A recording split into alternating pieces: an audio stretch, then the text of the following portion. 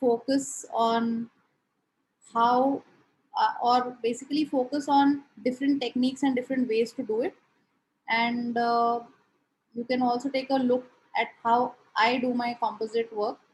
And I think,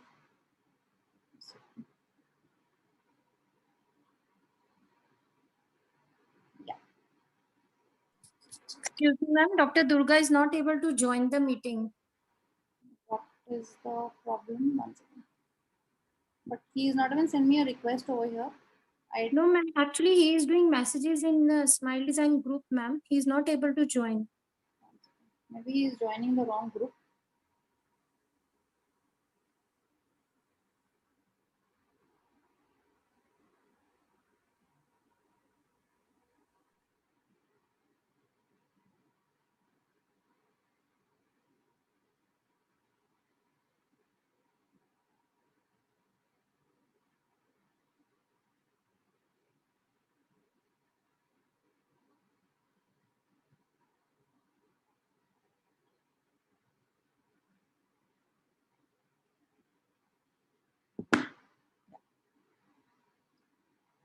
He's here.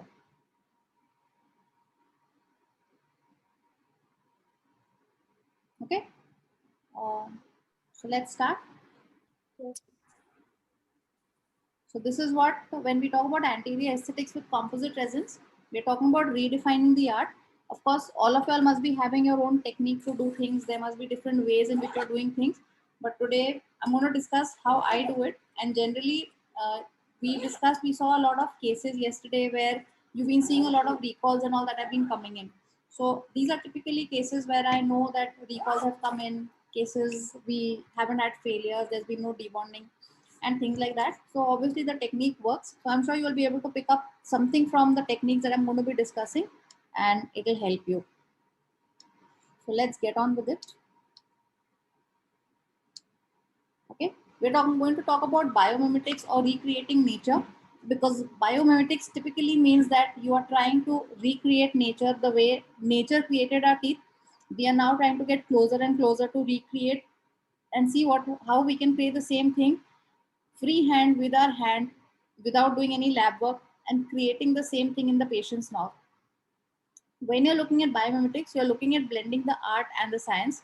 So you're looking at color, you're looking at contour. You're, of course, there is an element of creativity that you will incorporate into your work. And the last thing you're going to do is blend form and function. If you have like a really nice looking restoration, but you tell the patient, don't eat on this or don't use this restoration because it's we've just done it, but it's not going to last, it doesn't make sense. If you have a really solid restoration but it looks really ugly, that also doesn't make any sense. So what we need is a combination of form and function.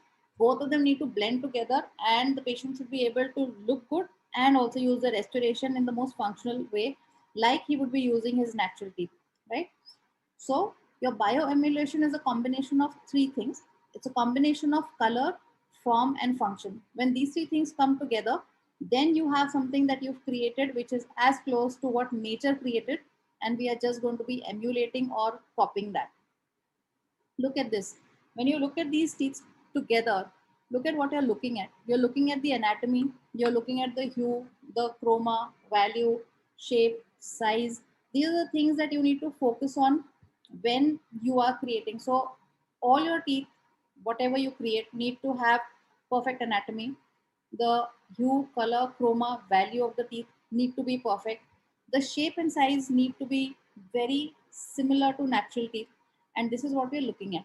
Now look, as we go closer and we go into the tooth structure, or we go localize on a single tooth structure, this is what we're going to focus on: the texture, the microanatomy, the micro texture, the contour, the translucency, and the opacity.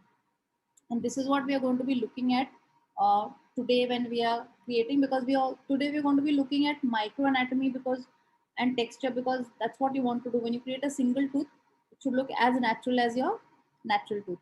Now when you look at that tooth, look at this, there is a structure to it, there is a micro texture to it, there is a micro anatomy to it, and we are going to try and emulate this.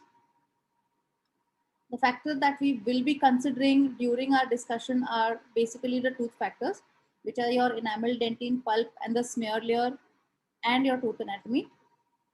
The material considerations, which is your etchant, bond, composite, finishing, and polishing. So again, I'm going to be focusing more on the techniques today, which is what we'll do. And lastly, the most importantly, we are going to be looking at operator techniques, because you may have a tooth factor which you can't really work with too much, because whatever tooth you're given, you have that tooth, you can't modify it.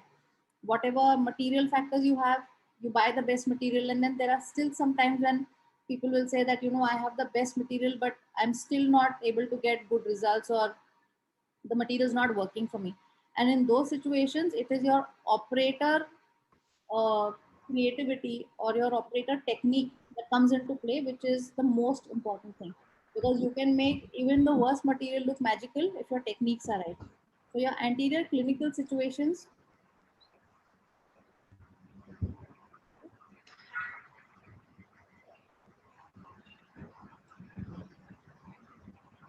Now, anterior clinical situations are going to be class 3, class 4, diastema, overlapping teeth, white spots, discoloration, attrition and wear, fluorosis and staining. More than this, I don't think there is any other problem that we encounter with the anterior teeth. Very often, these are your basic problems that you will encounter with your anterior teeth. What are the common failures that we see with anterior composite restorations? Most commonly, rebonding, staining and discoloration, fractures of your restoration, masking of discoloration which doesn't happen, improper proportions, bulky restorations, dull, lifeless restorations, improper shade selection, white lines in your restoration after you finish the restoration, and a problem with finishing and polishing. So these are the failures. How to address these failures as we go along the discussion, and as we discuss each step of your restorative procedure step by step, you will automatically reach a point where you will figure out where you're going wrong, or where something doesn't seem to be right, and it will be very easy to rectify that problem.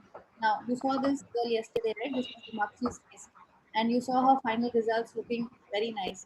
Now, something like this, somebody's mic is not on mute. You just mute your mics, please.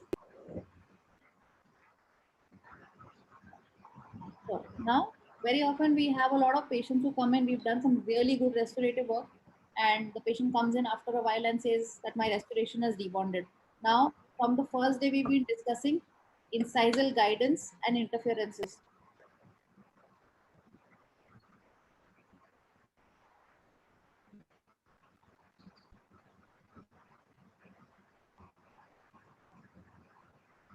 We've been discussing incisal guidance and interferences right from day one.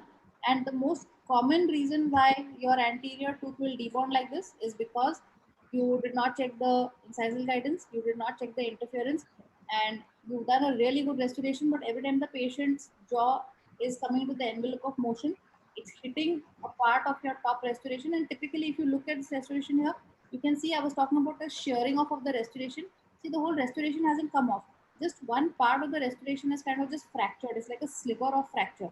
This is typically where your incisal guidance goes for a toss, is when you'll have a problem like this, or you have an interference. Very often we encounter stuff like this where the patient has you can see it's a failing ortho case, where there's been a relapse, there's been movement of teeth, and something like this which can be rectified very easily with your smile design work.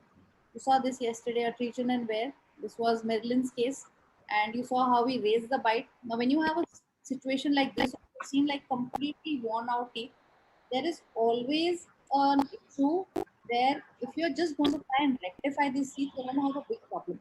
Simply because there is no space for you to build that tooth out. And the second you try and build that tooth out, what happens is you realize that there's an interference, and by the time you finish reducing the tooth, there's no composite left in the tooth. So whenever you are addressing a tooth or you're addressing a problem like this, please focus on the bite, please focus on the proportions, please focus on the fact whether you need to do a rehab or not. Because if you're not going to rehab the whole bite, just building up these 2 3 teeth is not going to work, because even if you build it and you leave it, it's not going to stay for too long. So assessment of your case is very critical, and all of these factors we've discussed in our earlier 3 sessions. You see in this case yesterday, periodontal flaring, when you have something like this, just doing a composite restoration is completely going to screw up the proportions. So we don't want to do that. If you have a situation like this is definitely a situation where you need an interdisciplinary approach where you pull everything back into proportion and then start building out your teeth. Not something like this where we discuss this